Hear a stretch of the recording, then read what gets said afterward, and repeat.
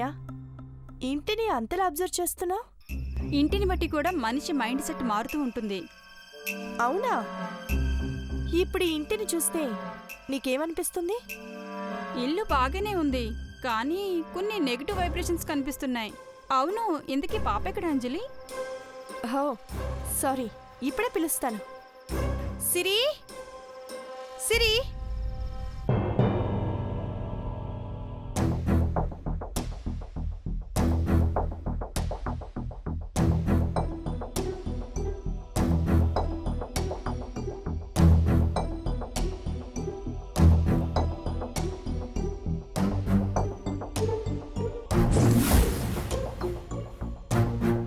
సిరి, తను డాక్టర్ అలేఖ్య, నా friend. Hello madam. Madam ఏంటి? నేనేమైనా నీ స్కూల్ టీచర్నా? మరి ఏమని పిలవాలి? నేను మీ మమ్మీకి ఫ్రెండ్ని కాబట్టి నీకు కూడా ఫ్రెండ్నే. సో నువ్వు నన్ను ఆంటీ అని పిలవచ్చు.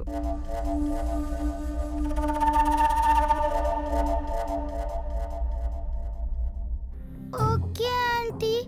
అవును, ఎందుకు డల్గా ఉన్నావు? ఒంట్లో బాలేదా? కాదు, భయంగా ఉంది.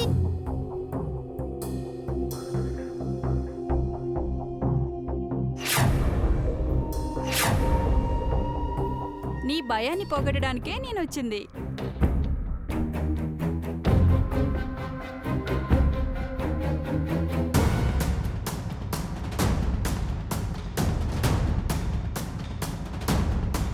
అంజలి, తను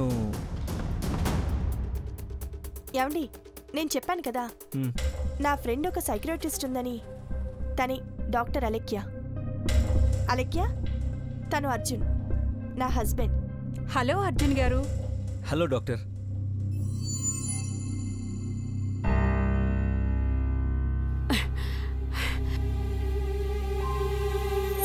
ఏమండి, ఇప్పుడు ఆ సైకియాట్రిస్ట్ తీసుకురావడం అంత అవసరం అంటారా? అవసరమనేగా పిలిపించాం, మళ్ళీ అవసరం అని అడుగుతావేమిటి? మన కోడల పిల్ల డాక్టర్, తనే ఏం చేయలేకపోయింది. కొత్తగా వచ్చిన సైకియాట్రిస్ట్ ఏం చేస్తుంది? అసలు నీకేమిటే ప్రాబ్లం? ఆ సైకియాట్రిస్ట్ రావడం వల్ల నీకొచ్చిన నష్టం ఏమిటి? పాప కోసమే కదా పిలిపించాం. అదే నా భయం కూడా. ఒకటి చేయబోయి ఇంకొకటి చేస్తే అమ్మో, మళ్ళీ కొత్త సమస్యలొస్తాయి. నేను స్వామీజీ గారిని పిలుచుకొస్తానంటే మీరెంతకీ వినలేదు. ఆయన వచ్చుంటే పాపకున్న సమస్య ఏంటో తెలుసుండేది, మనకు కూడా కొంచెం ధైర్యం ఉండేది. నువ్వు చెప్పింది నిజమే. ఒక విధంగా చెప్పాలి అనంటే నాకు కూడా స్వామివారు వచ్చుంటే బాగుండనిపిస్తోంది. కానీ మనం ఏం చేయగలం? అంజలికి ఇష్టం లేకుండా మనం ఎలా తీసుకురాగలుగుతాం? తనకిష్టం లేదని పాప ప్రాణాలతో ఆడుకుంటే నేనెలా ఒప్పుకుంటాను? ఒకవేళ అంజలి చెప్పింది కూడా నిజమేనేమో.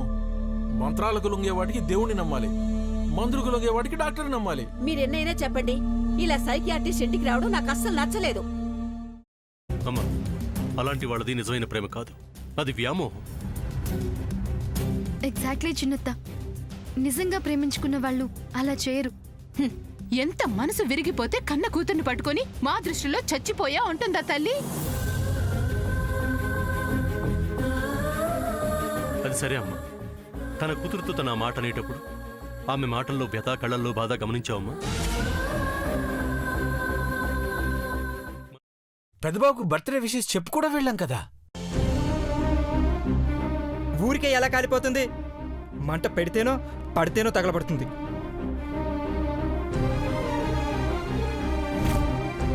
కరెక్ట్ చిన్నబాబు, నీకొచ్చినట్టే నాకు డౌట్ వచ్చింది. పార్వతే షర్టును తగలబెట్టిందనుకుంటా.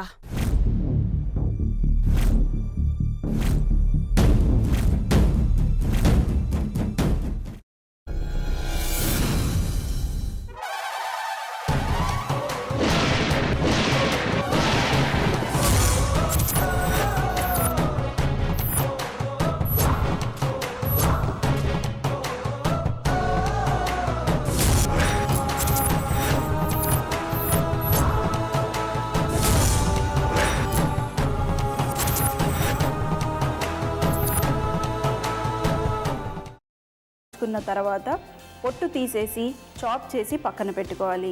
ఒక ప్యాన్లో కొద్దిగా నూనె వేడి చేసి అందులో ఆవాలు, మినప్పప్పు, శనగపప్పు, కరివేపాకు, సన్నగా తరిగి పెట్టుకున్న ఉల్లిపాయలు వేసుకుని 1 నిమిషం పాటు వేయించుకోవాలి. ఆ తర్వాత కాల్చి కట్ చేసి పెట్టుకున్న వంకాయని కూడా అందులో వేసుకుని బాగా మిక్స్ చేసి బౌల్లోకి ట్రాన్స్ఫర్ చేసుకుని అందులో తగినంత చిక్కటి పెరుగు లేదా పల్చటి పెరుగు వేసుకుని మిక్స్ చేసి అన్నంతో కానివ్వండి, చపాతీతో కానివ్వండి సర్వ్ చేసినా చాలా బాగుంటుంది.